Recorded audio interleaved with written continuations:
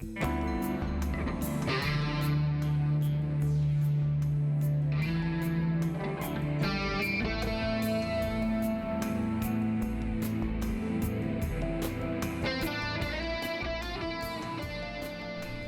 and welcome. The worsening fascism of West Australia's police surveillance state has entangled itself into a tense moment. Squads of armed police have been conducting unwarranted firearm confiscation raids on licensed owners. More than 100 guns seized, dozens of licences cancelled or suspended without authentic cause.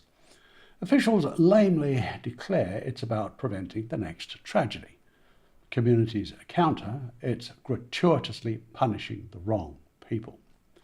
This report examines what's happening, why it matters, and how WA can and should step back from the brink.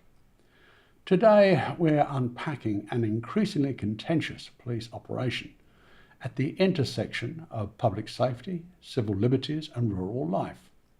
Over recent months, West Australian police have aggressively targeted law-abiding, licensed firearm owners in a series of shock and awe armed raids. Authorities framed these provocative assaults on civil rights as responses to unfounded and unjustified concerns about extremist ideologies and public safety risks.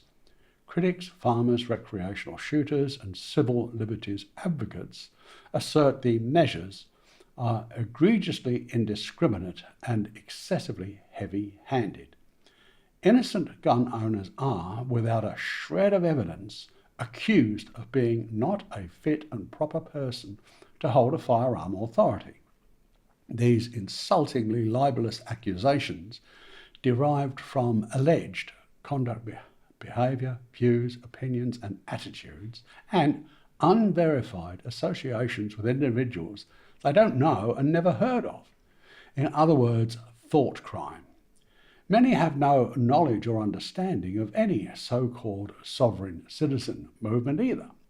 Such unprecedented levels of despotic tyranny are unconscionable, but they confirm the escalating oppression of globalism's war on humanity. Let's set the stakes clearly. Reported numbers point to more than 135 firearms seized with a 44 licence cancelled or suspended. The backdrop is the WA Firearms Act of 2024, and particularly Section 150, which critics argue hands the Stasi WA police sweeping discretion, potentially based on beliefs or attitudes rather than proven criminal behaviour. More than 2,600 submissions poured into a parliamentary inquiry examining the new law, an indication of deep community concern. One note at the outset here was there's a recent high-profile incident in Victoria involving the deaths of 2 police officers. Details and interpretations surrounding that case remain hotly contested, so we won't speculate while facts are under discussion elsewhere. However, we do acknowledge the gravity and the grief of that circumstance.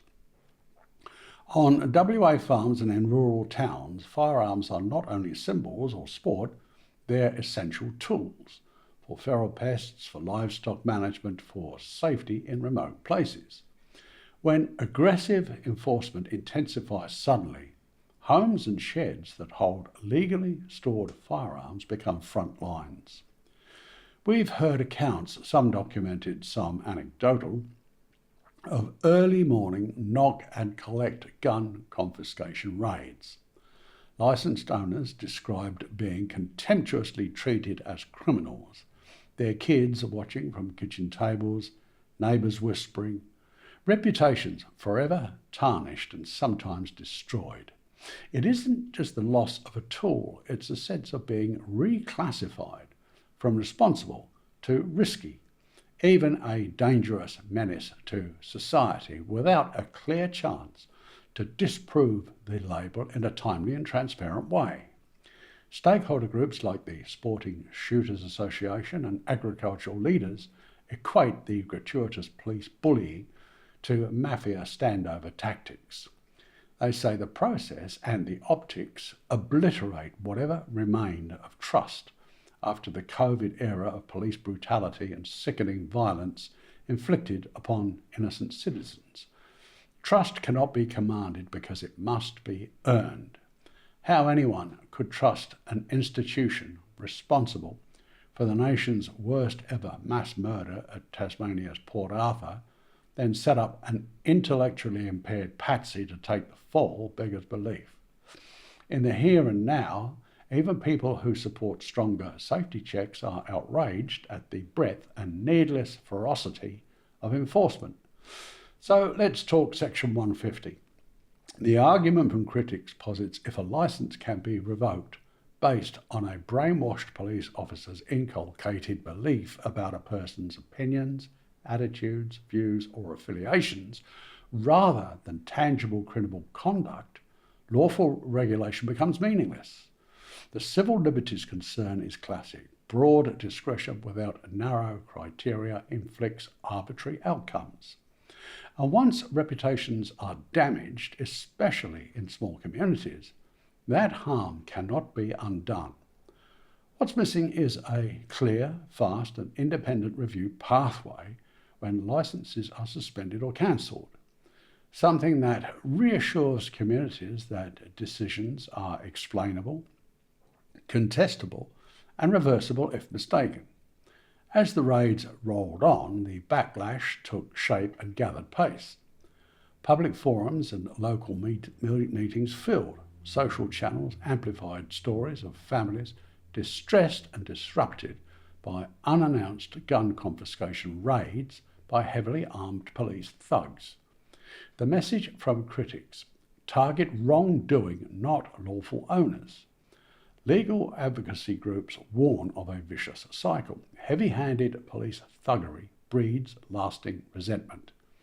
Resentment discourages voluntary cooperation and intelligence sharing, and that, unavoidably, makes communities measurably less safe. Police-community relations aren't a side issue, they are the bedrock, or at least they could be, if not self-sabotaged by overt police criminality. Another thread in the mounting backlash is surveillance anxiety. When anonymous tips, online posts and loosely defined beliefs and opinions become grounds for state action, private spaces become porous. Not everyone protesting is an absolutist on gun rights. Many simply request transparency and precision and respectful process. There's a political storm too. The government frames the reforms as necessary modernisation. Critics across rural groups and sporting associations call it a masterclass in how not to legislate, top-down, sweeping and insulated from the lived realities of the people it affects most. The Standing Committee's findings will matter. If the report backs the government's approach, expect protests to continue and legal challenges to gather momentum. If it recommends changes, narrower triggers, clearer definitions, stronger appeal rights, then there's room for a reset.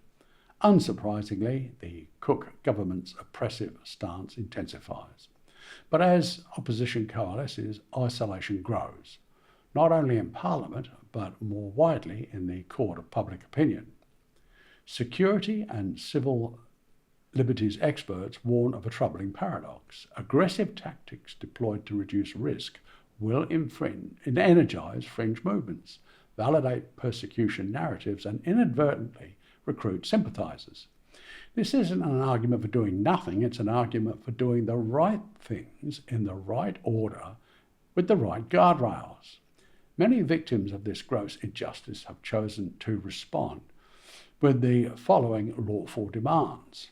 Police are required to provide full particulars and supporting evidence for every libellous allegation within 14 days, to confirm that no further enforcement action will be taken until the requested materials have been comprehensively reviewed, submissions made, SAT reviews finalised.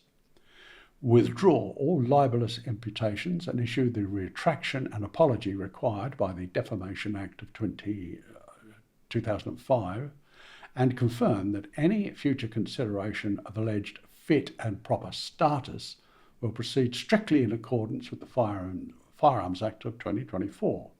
Procedural fairness and evidence-based decision-making, all important too, which, if any remedial path the fascist police surveillance state of WA chooses, depends on what happens in the next few months, legally, politically and culturally.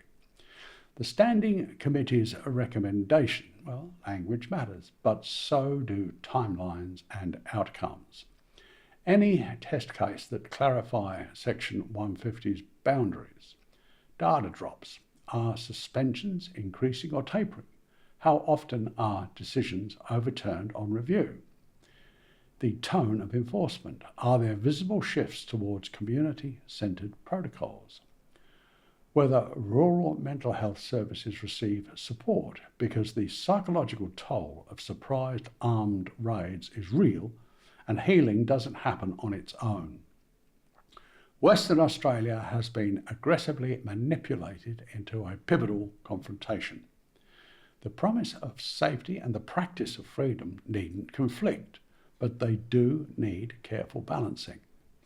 The measure of a just society is not only how it responds to danger, but how it treats wrongly oppressed innocent victims who did absolutely nothing wrong, as with the overwhelming majority in this seriously misguided oppression.